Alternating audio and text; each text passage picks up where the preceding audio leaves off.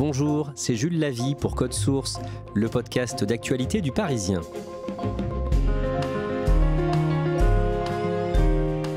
Ministre de la Culture depuis mai 2022, Rima Abdul-Malak, 44 ans, est longtemps restée dans un relatif anonymat. Mais deux coups d'éclat, en avril et en mai, deux interventions pour défendre l'action du gouvernement, lui ont permis de se faire remarquer dans les médias. Et aujourd'hui, en cas de changement de gouvernement, elle semble avoir de bonnes chances de conserver son poste. Qui est Rima Abdul-Malak? Comment est-elle devenue ministre de la Culture? Élément de réponse aujourd'hui dans Code Source avec deux journalistes du Parisien, Yves Jéglé du service Culture et Olivier Beaumont du service politique en charge de l'exécutif.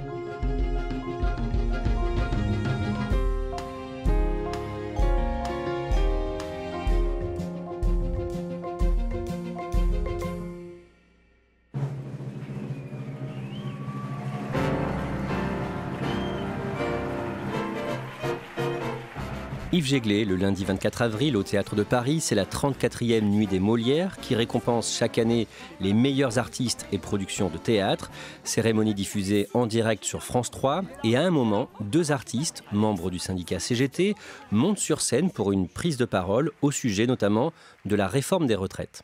Bonsoir à tous. Et à toutes. Les acteurs ne sont pas des chiens. C'est une tradition lors de la cérémonie des Molières que des intermittents syndicalistes viennent exprimer leur grief contre le gouvernement. Puis là, c'est en pleine réforme des retraites. Donc, ces deux femmes attaquent la réforme et ensuite s'en prennent directement à la ministre qui est dans la salle. Déjà en se moquant un peu d'elle, est-ce que vous êtes encore là? Vous n'êtes pas partie, Rima Abdul-Malak, comme si c'était qu'elle était venue se montrer et puis qu'elle n'avait pas attendu la fin. Madame la ministre de la Culture. Je ne sais pas si vous êtes encore là. Ah oui, elle est là. Et puis l'apostrophe directement lui disant « Mais est-ce que vous allez vous réveiller pour la réforme des retraites et le statut des comédiens ?» Pendant que vos collègues du gouvernement se répandent de mensonges, vous ne dites rien. Depuis le 13 janvier, vous ne répondez pas aux questions posées par nos syndicats sur les conséquences de cette réforme envers les intermittentes et intermittents du spectacle. Les autrices, les auteurs, les enseignants et enseignantes artistiques. Alors on va raconter plus tard dans ce podcast la réaction de la ministre Rima Abdul-Malak, mais d'abord on va revenir sur son parcours. Yves Jéglé, Rima Abdul-Malak est franco-libanaise, elle est née le 11 février 1979 à Beyrouth. Qu'est-ce que l'on sait de son enfance, de sa famille ? Donc elle vient d'une famille chrétienne maronite qui n'est pas très religieuse, en tout cas elle a dit qu'elle ne l'était pas vraiment. Donc elle va grandir dans une famille intellectuelle, bourgeoise. Ses deux parents sont venus en France dans les années 70 pour faire leur thèse. Ils y ont d'ailleurs obtenu la double nationalité. Ils sont tous les deux chercheurs universitaires en sciences exactes. Sa mère est géologue et son père est biologiste. Elle parle l'arabe à la maison et à l'école, mais ses parents vont la mettre dans une école francophone et elle va beaucoup lire. La lecture aura été un énorme soutien. Elle va découvrir notamment la poésie. Et donc elle va passer son enfance à lire en bibliothèque, en librairie. Donc elle a des souvenirs très heureux de son enfance, mais très vite la guerre arrive et fait rage à Beyrouth. Un bombardement éventre l'immeuble et l'appartement de ses parents. Et là, ils vont partir très vite, dans des conditions quand même dures, puisque l'aéroport de Beyrouth est détruit. Donc ils vont prendre un bateau avec 5 valises en tout, alors qu'ils sont quand même 5. Elle a un frère et une sœur, elle est l'aînée. Donc ils prennent un bateau jusqu'à Chypre, où il ne faut pas parler, pas de lumière sur le bateau, parce qu'ils ont peur de l'armée syrienne, c'est assez dangereux. Et à Chypre, ils sont sauvés, et là, ils changent de moyen de transport. Et donc, elle arrive à Lyon avec son frère, sa sœur et ses parents dans des conditions difficiles, puisqu'ils sont partis en laissant tout sauf des valises. Donc, ils se font prêter par des amis, des connaissances, quelques meubles, et il faut se recréer une vie. Quand elle est au collège, elle est confrontée au racisme. Oui, puisqu'elle est quand même différente. Elle parle français avec un accent. Elle est assez réservée, c'est pas évident pour elle de se faire des amis. Un jour, elle assiste à une injustice ou à quelque chose qu'elle trouve pas normal concernant un autre élève. Et le professeur lui répond « Mais si vous n'êtes pas contente, rentrez dans votre pays ». Ça l'a quand même beaucoup marqué. C'est une période difficile, mais où elle va se révéler à elle-même par le théâtre à l'école. La jeune Rima Abdul-Malak fait l'Institut d'études politiques de Lyon, puis elle décroche à Paris à la Sorbonne un DESS en développement et coopération internationale. À partir de 2001, quand elle a 22 ans et jusqu'en 2006, elle fait de l'humanitaire, Yves Jéglé, dans l'association Clowns sans frontières. Oui, c'est un choix vraiment fort et étonnant qui d'ailleurs à l'époque a déçu un peu ses parents qui espéraient qu'elle entre un jour à l'ONU, qu'elle chemine comme ça vers des postes administratifs. et finalement assez fidèle à son vécu d'enfant. Alors d'abord, elle va faire un audit pour cette association qui emmène des artistes de cirque sur des zones de guerre, de la Palestine à l'Afrique, enfin vraiment dans des endroits dangereux. Elle va s'impliquer, son audit va amener l'association à lui demander d'en prendre la tête, mais il faut voir que c'est une petite association. Je crois qu'elle a même dit que c'était un emploi jeune, elle est payée le SMIC en gros, et elle va aller partout sur des terrains de guerre à négocier avec des chefs de village, des factions, pour faire monter des petits spectacles de cirque. Alors souvent on lui dit oui d'accord, mais seulement pour 10 enfants, elle se débrouille pour qu'il y en ait 100 ou 200. Elle a grandi dans un pays en guerre et son premier métier pendant plusieurs années va être d'aider des enfants dans la guerre. Olivier Beaumont, en 2008, Rima Abdul-Malak entre dans le cabinet de Bertrand Delanoë, le maire de Paris qui vient d'être réélu. Oui, elle entre au cabinet de Bertrand Delanoë, mais c'est d'abord avec Christophe Girard, l'adjoint à la culture de la mairie de Paris, qu'elle va travailler, et ensuite avec le maire directement. Alors tous ceux qui ont été ses collaborateurs se souviennent que Bertrand Delanoë, c'est quelqu'un de très exigeant, de très pointilleux avec eux, et Rima Abdul-Malak va le constater à ses dépens, puisque quand elle lui envoie ses notes, régulièrement Delanoë les lui renvoie avec ce petit commentaire « ça manque d'audace ». Alors c'est une phrase qu'on connaît bien chez Delanoë, il en avait même fait un livre intitulé de l'audace en 2008. En tout cas, ça va lui permettre de se faire repérer auprès de lui. Une forme de complicité va naître entre les deux. Elle va se faire accepter par Bertrand Delanoë, qui va voir en elle une personne passionnée avec une forte personnalité. Rima Abdul-Malak commence donc sa carrière politique auprès du maire de Paris, Bertrand Delanoë. Est-ce qu'on sait ce qui l'a poussé à faire de la politique ?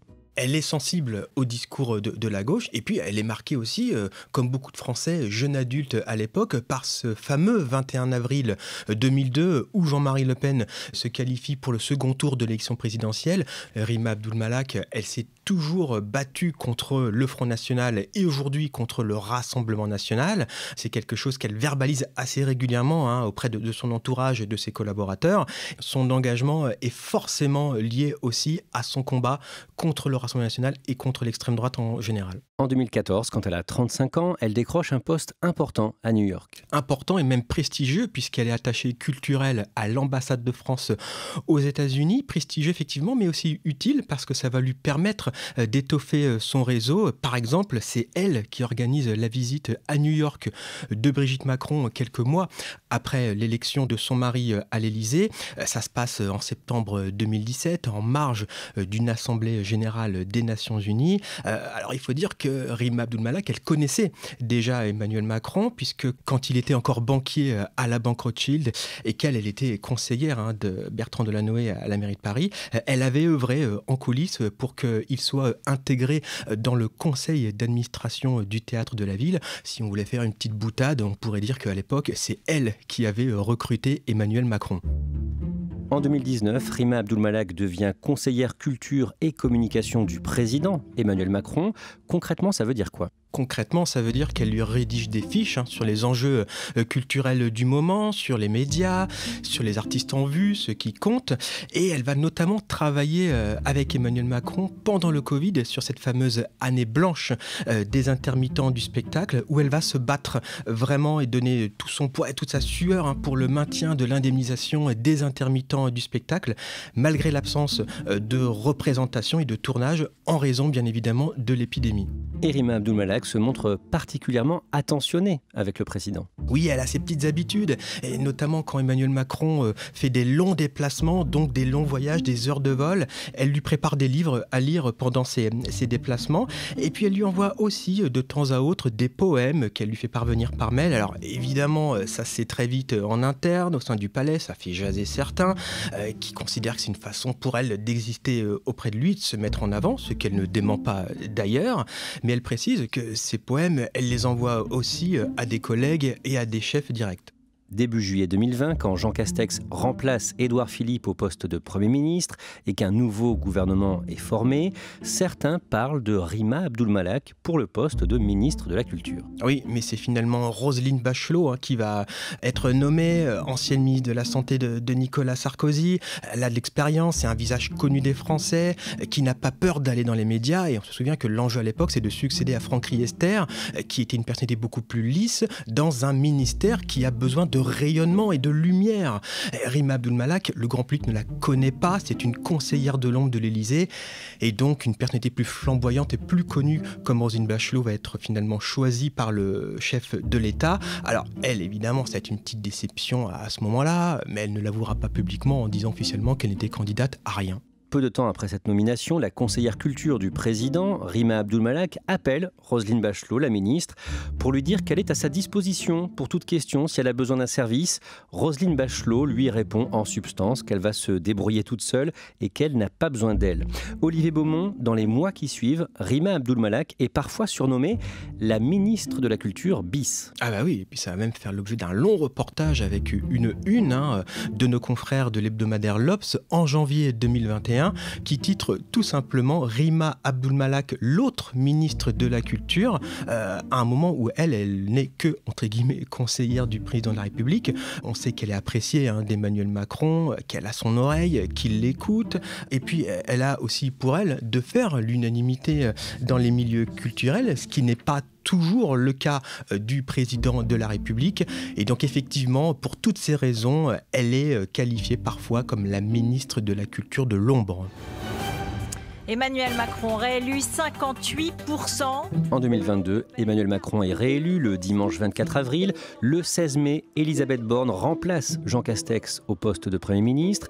Et le vendredi 20 mai, tard le soir, la chef du gouvernement appelle sur son portable Rima Abdul-Malak. Le nom d'Elisabeth Borne s'affiche sur son téléphone. C'est une soirée où bien sûr elle avait du mal à s'endormir parce qu'il y avait une attente, la rumeur courait. Elle était, comme la fois précédente, dans la shortlist. Dans ce moment politique-là, Emmanuel Macron a besoin de faire venir des personnalités de la vie civile dans ce gouvernement. Et puis aussi, elle est issue de la diversité, donc ça aide forcément dans ce casting. Et donc, à 43 ans, Rima Abdul-Malak devient la nouvelle ministre de la Culture. Alors, pour la forme, ce soir-là, au téléphone, auprès de la nouvelle première ministre, elle va dire qu'elle a besoin de quelques heures pour réfléchir, mais bien évidemment, dans sa tête, elle n'a pas hésité une seconde.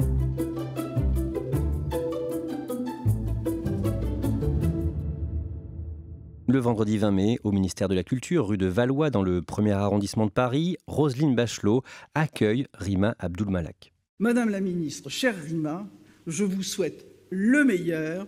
Vive la culture, vive la République, vive la France. Roselyne Bachelot espérait rester rue de Valois et plus tard, dans un livre, elle exprimera un peu d'amertume. Par principe, la nomination d'un conseiller de l'ombre ne fait pas partie de mon référentiel. Cette pratique instille dans l'opinion publique le sentiment d'un entre-soi technocratique des élites parisiennes et crée un sentiment d'injustice chez les élus qui constatent qu'il vaut mieux être au chaud derrière des portes capitonnées que de se battre face à la meute pour défendre le président de la République et son programme.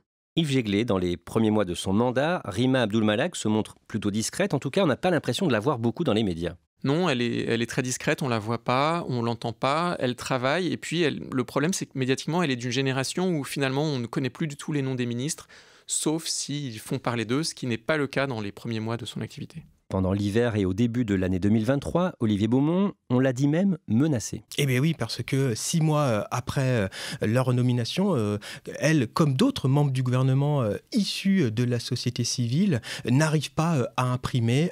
Ils manquent de surface politique. Ils ne traitent pas leur écosystème aussi, puisque les députés disent qu'ils ne les voient pas. Elle, on l'aperçoit que de temps en temps à la commission des affaires culturelles de l'Assemblée nationale, mais elle ne traite pas les députés de la majorité, et puis surtout, on ne les voit pas dans les médias, donc c'est un problème aussi pour relayer les sujets propres à leur ministère, et de ce fait, en cas de remaniement, eh bien, ça peut la mettre potentiellement sur la sellette. Et avec Léa Salamé, nous recevons ce matin dans le grand entretien la ministre de la Culture, Rima Abdul-Malak. Bonjour. Bonjour. Yves Jéglé, le jeudi 9 février, dans la matinale de France Inter, Rima Abdul-Malak critique ouvertement le milliardaire Vincent Bolloré dans sa gestion des médias qu'il possède, Canal+, Europe 1 ou encore CNews. Que dit-elle en résumé ? Elle s'en prend à plusieurs aspects de la gestion de Bolloré, ce qui est déjà nouveau de la part d'un membre du gouvernement, parce que Bolloré est quand même un géant des médias très redouté et avec qui souvent beaucoup composent. Donc elle va d'abord rappeler qu'il y a eu beaucoup de signalements auprès de l'Arcom, qui est donc le nouveau nom du gendarme de l'audiovisuel, qui est là pour vérifier que le contradictoire est respecté, qu'une chaîne ne prend pas en otage certains sujets. Et donc elle va dire, il faut voir, CNews, C8 ont un agrément pour avoir un canal gratuit de la part de l'État. Donc est-ce que vraiment ces chaînes respectent la diversité, le pluralisme, notamment dans le traitement des faits divers chez Hanouna? Je suis dans mon rôle quand je rappelle le cadre existant. Il y a des chaînes qui ont accès à des fréquences gratuites en échange de certaines obligations qu'elles doivent respecter. Ces obligations, il suffit de les lire, elles sont dans la loi, elles sont très claires. Parmi elles, il y a le respect du pluralisme, il y a le fait de traiter les affaires judiciaires avec mesure, c'est écrit comme tel, le fait de créer un débat contradictoire avec l'ensemble des points de vue sur des sujets pouvant porter à controverse, c'est écrit comme ça. Et elle va aussi relever le fait qu'il y a eu beaucoup de licenciements un peu brutaux dans le groupe de médias dirigé par Bolloré. On a eu un certain nombre d'exemples dans les derniers mois et les dernières années, qu'il s'agisse de Canal+, qu'il s'agisse de Paris Match, éviction de Bruno Jeudi, qu'il s'agisse d'Europe 1, qu'il s'agisse de l'édition. Et c'est au fond son premier coup d'éclat, parce qu'elle attaque quelqu'un de puissant, alors qu'il faut rappeler que beaucoup de membres du gouvernement Macron, depuis son premier mandat et ensuite, sont allés dans l'émission d'Hanouna touche pas à mon poste. Vous êtes inquiète parce que quand on... Oui, je suis inquiète. Je suis inquiète des menaces que représentent ces atteintes à la liberté d'expression et de création. On peut dire que cette initiative, quelque part, c'est son premier véritable acte politique auprès du grand public. Parce que cette prise d'opposition, elle n'est pas neutre, loin de là. Pourquoi ? Parce que Vincent Bolloré, c'est une figure respectée dans l'environnement d'Emmanuel Macron. Et donc le fait qu'elle dise cela publiquement, ça prouve qu'elle ne suit pas forcément la ligne officielle de la Macronie, qu'elle a ses propres convictions. Et donc c'est considéré comme une prise de position courageuse et aussi, quelque part aussi, une marque d'indépendance. Yves Jéglé, on en revient au début de cet épisode de Code Source, le lundi 24 avril au Théâtre de Paris. C'est la 34e nuit des Molières et 2 comédiennes, membres de la CGT, interpellent donc le gouvernement en général et Rima Abdul-Malak en particulier. Comment est-ce qu'elle réagit ? Elle va faire ce qu'aucun ministre de la Culture ne fait, elle va justement réagir. Normalement, que ce soit au Molière ou au César, il est de bon ton que le ministre se fasse moquer, voire agresser. Puis en général, il prend ou elle prend un sourire de façade un peu crispé. Elle va se lever en pleine salle, elle a demandé un micro, et elle va dire « Écoutez, là, ça va ». Pardon, je sais que vous n'avez pas le temps, mais ça va. Et c'est quand même une réaction, alors qui a l'air très spontanée. On apprendra après qu'en fait, elle avait eu accès au texte des intermittentes et qu'elle s'était préparée à riposter. Et donc, elle répond « Non, on ne peut pas dire ça ». Vous avez un ministère qui a débloqué des aides massives pendant la crise pour vous soutenir tous, pour soutenir tous les secteurs de la culture. J'appartiens à un gouvernement qui, dans une période très très dure, très violente de confinement, a mis plus d'argent que quiconque. Il y a eu l'année blanche pour les intermittents, pour renouveler leurs droits sociaux. Il y a eu ensuite énormément d'argent après le confinement pour faire redémarrer les tournages. Et donc elle dit « Je ne peux pas entendre ça ». J'ai débloqué des aides exceptionnelles, vous le savez, certains syndicats sont là, pour venir en aide aux structures les plus fragiles. Menaces contre des expositions, contre des spectacles. À chaque fois, j'ai levé la voix pour défendre la liberté de création. À chaque fois. Cette intervention est très remarquée. Oui, c'est la première fois qu'il va y avoir des articles sur Rima Abdul-Malak, des portraits, à part au moment de sa nomination, mais comme pour tout ministre. Tout d'un coup, on va se dire, cette ministre, qui passait pour une technicienne connaissant bien ses dossiers, mais trop discrète, elle entre dans l'arène médiatique et elle rend coup pour coup. Le samedi 27 mai, le Festival de Cannes s'achève. La Française Justine Triet remporte la Palme d'Or à Cannes pour Anatomie d'une chute. Et dans son discours, elle fustige un gouvernement, je cite, néolibéral en train de casser l'exception culturelle. Fin de citation. Yves Jéglé, la ministre Rima Abdul-Malak, réagit sur les réseaux. Oui, alors elle est devant sa télé. Et elle envoie un tweet en disant « Mais je suis estomaquée ». Alors déjà, elle emploie un mot qui, là, pour le coup, n'est pas réfléchi. C'est un mot rarement employé par un ministre, estomaqué. Elle dit « Comment, alors que le cinéma français est le plus soutenu au monde, comment on peut nous dire qu'on ne fait rien pour ce cinéma et qu'on va le casser ?» Je pense qu'elle est très déçue parce que c'est la 2e Palme d'Or française en 3 ans. En plus pour 2 femmes, après Julia Ducournau pour Titane. La ministre s'attend à vivre un grand moment. Et en fait, elle est attaquée directement et donc, effectivement, elle réagit. Yves Jéglé, suite à cette nouvelle prise de position, vous écrivez un papier dans Le Parisien pour raconter comment Rima Abdul-Malak a réussi à se faire un nom et vous citez plusieurs personnalités qui ont accepté de vous parler d'elle. Oui, alors déjà, je me souviens que moi qui ai beaucoup écrit sur le cirque, Alain Pachery, qui est le directeur d'un grand cirque à Paris, on n'imaginerait pas, mais je me souvenais qu'il connaissait très bien Rima Abdul-Malak. Et il me dit, mais oui, moi je ne suis pas du tout étonné qu'elle réponde, je l'ai connue comme ça, allant sur le terrain à l'époque de Clowns sans frontières, c'est son vrai tempérament, c'est pas une position de com'.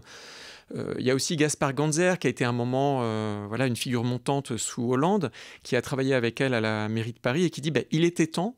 Nous, on savait qu'elle avait cette capacité à entrer dans le jeu politique, mais c'est vrai qu'il fallait qu'elle trouve l'occasion de se manifester. Puis il y a aussi Jack Lang, qu'il a bien connu parce qu'il a failli monter avec elle quand elle travaillait à New York un institut du monde arabe aux États-Unis. Finalement, ça ne s'était pas fait. Et Jack Lang, avec son bagou, dit aujourd'hui, on ne connaît vraiment plus du tout les noms des ministres. À mon époque, on nous connaissait. Et si vous ne faites pas un coup médiatique, vous ne pouvez pas exister. Alors, il était temps, mais c'est bien, elle a parlé avec son cœur. Olivier Beaumont, au moment où l'on enregistre ce podcast, le mercredi 5 juillet, un remaniement semble toujours probable. Dans cette hypothèse, Rima Abdul-Malak, elle devrait rester ? Eh bien finalement, peut-être bien que oui, parce que cette mise en lumière sur le tard, si j'ai envie de dire, lui a permis de gagner un certain nombre de galons, d'abord dans le paysage politique, aussi dans le paysage médiatique, puisqu'on l'a beaucoup vu et entendu, et aussi de se faire respecter dans son propre environnement, dans son écosystème à elle, auprès des acteurs du monde culturel. Quelque part, en seulement quelques semaines, elle a fini par se rendre incontournable. Et au-delà, est-ce qu'on sait ce qu'elle vise aujourd'hui ? Quelle est son ambition ? On ne sait pas trop, en tout cas, pour ceux qui la connaissent et qui parlent d'elle, disent que c'est quelqu'un d'assez ambitieux, effectivement, et donc quelqu'un qui, d'une manière ou d'une autre, voudra peser pour la suite. On sait qu'Emmanuel Macron ne sera pas candidat en 2027. Évidemment, je ne pense pas qu'on puisse lui prêter des ambitions présidentielles.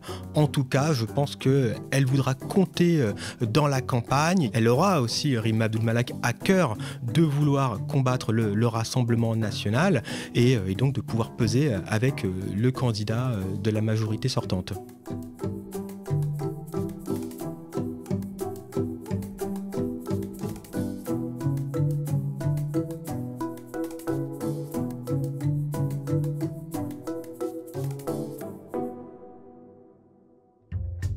Merci à Yves Jéglé et Olivier Beaumont. Cet épisode de Code Source a été produit par Julia Paré et Thibault Lambert. Réalisation, Julien Moncouquiol. Code Source est le podcast quotidien d'actualité du Parisien. Nous publions un nouvel épisode chaque soir de la semaine, du lundi au vendredi. Abonnez-vous sur une application audio pour nous retrouver facilement, par exemple Apple Podcast, Google Podcast, Spotify ou encore Amazon Music. Vous pouvez nous faire vos retours en nous écrivant directement codesource@leparisien.fr.